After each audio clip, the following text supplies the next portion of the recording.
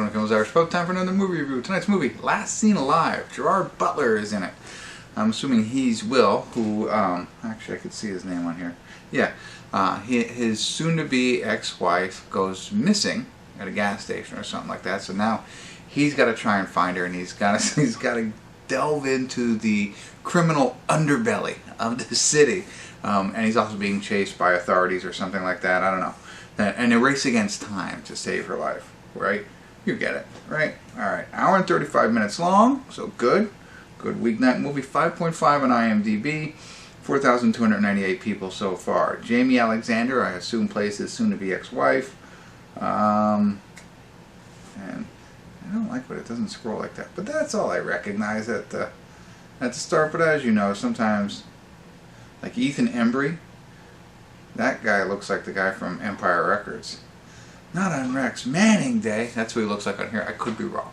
But maybe. I always recognize them. And then, not always, but sometimes I recognize them, not their names, not their pictures on IMDb. You don't care. Let me get into the movie. See if I recognize anybody. Find out what it's about. Give you a better idea. Stick around. I'll be back. Hey everybody. I want to do quick check-in here. We're watching Last Seen Alive. We're at the 46-minute, 42-second mark. Just under halfway through. Quick update. It is what they say. Gerard Butler and his wife he's taking her up to drop her off at her parents'. Evidently, their marriage is on the rocks.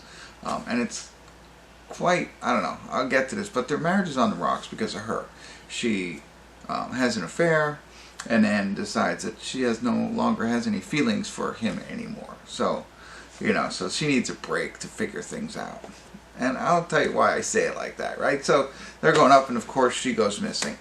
And as you can imagine, when the cops get involved, they think it's him. You know what I mean? Like, oh, your marriage is on the rocks. You make money, life insurance, all that jazz, which is, probably what they should be doing.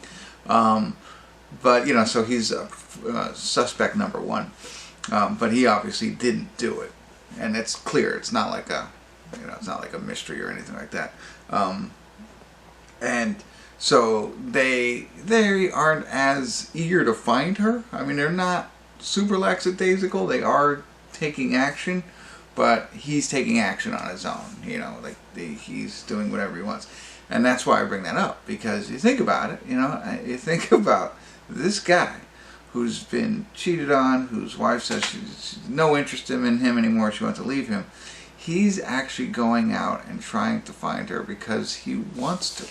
You know what I mean? It's like he wants to, I don't know. So, I mean, that's, you gotta applaud him for the, I don't know, the love that he has for his wife. I don't know if I would be that resilient. Not that I wouldn't, want her to be found kind of thing, but the things that he's going through, it just cracks me up. That's all. But Knuckles is the kid from Empire Records, so, and a lot of other movies. Can't Hardly Wait was another one, but that's him in this. So we'll see. So we don't know really what's going on. That's part of the intrigue and stuff like that. But it's your classic. My wife was abducted. They think it's me. It's not me. I got to do everything on my own kind of story. So that's it. Just a quick check-in. I just thought I like the interesting piece that this guy is going crazy to find her after everything he's been through. So, all right. I'll get back to it. See where it goes. Stick around. I'll be back.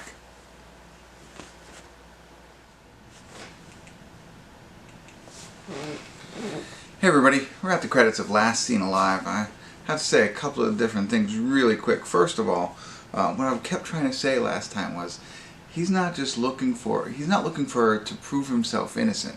He's looking for her because he really wants to find her and he really loves her that much. That's what I was trying to say before, because I knew there was people get put in that situation where, hey, we think you might be involved. Well, now he's got to go prove himself innocent. That's not what he's doing. My man's going after his wife. And the other piece that I forgot to mention, I'm not going to spoil it, but they kind of show, near the ending, kind of in the beginning. You know what I mean? Like they do that sometimes where they show part of the ending in the front, the final couple of scenes, and then they play the whole movie and then they come back to that. And I knew that, I just forgot to say it. It happens right up front. So I'm sitting here, besides those things that I meant to say at the check-in, I'm thinking to myself, how am I going to... I think I really enjoyed the film because, you know, at first, I'm thinking, I really like this film because it's not... I didn't feel it was cookie cutter. It didn't try and be anything it wasn't, you know what I mean? It was just, you know, an action film, you know, mystery, drama, you know, pretty much what I had described.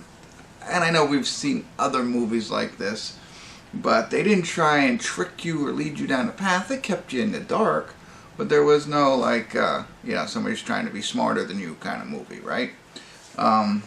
So, and I thought, okay, and I still applaud his effort of going after him. But then as I was getting closer to the end here, I thought to myself, really, you know, I'm like thinking like a 7 on this movie, because I was interested in everything that I had said. The fact that this guy, you know, that still comes back to me. A great person and all, you know, but I mean, like, he not only puts, you know, his life at risk, but I mean, like, really, like, the stuff that he does to try and find her is illegal, you know, like, you'll see it. And so, you know, besides just getting hurt, he could be arrested, that kind of stuff. So he throws that all out the window, which I think in most cases a husband would do for his wife, but this wife, I don't know. Anyway, that stuck with me the whole time. There was that. And then there's the piece, you know, like I didn't say they were lackadaisical, but they weren't like, you know, jump on it. And I get it, like, cops get calls all the time about missing person. You gotta wait 24 hours or 48 hours until they're considered missing. And it's like the most critical time is in the beginning. And I know it's just a movie, but that, you know, instead of being like, we'll be right there, we'll figure this out, let's do this, let's do that. They were very nonchalant, I think, about it. And that kind of bothered me. And one last thing, and it's more about, I don't know, it's the same thing.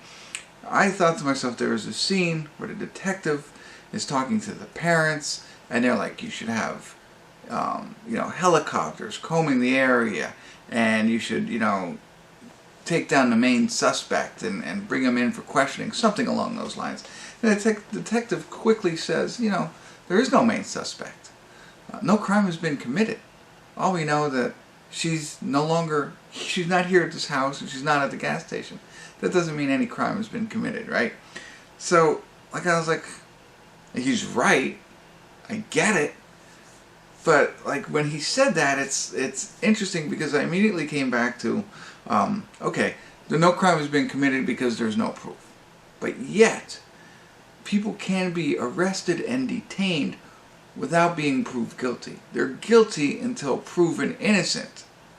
And in this case, there's no suspects until there's a proven crime. And I'm sure, you know, other, you know, people who are more up on the law, there's probably, I get it, but that just really stuck out to me. Like, yep, there's no crime because we have no proof that there was a crime, so there's no suspects, and this is all we can do. However, they probably, you know, would arrest Gerard Butler and keep him detained even though he wasn't proven guilty yet. You know what I mean? Like that happened. I know that didn't happen in this movie, but you know, those kinds of things happen. People get arrested and are locked up even though they're not proven guilty, and they have to spend time in jail. And you know, sometimes they are proven guilty, and great, time served, whatever. So all of that kind of rubbed me the wrong way and brought me down to a 6. There you go. All right, that's all I got. Worth the watch, though. You know, don't let me poo-poo on all of it. I think you might enjoy it if you like him, and you like these crime, suspenseful, mystery, drama stuff. That's kind of been done before, but a little bit different here. Check it out. All right. Oh, one last thing. I told you, the guy from Empire Records plays Knuckles.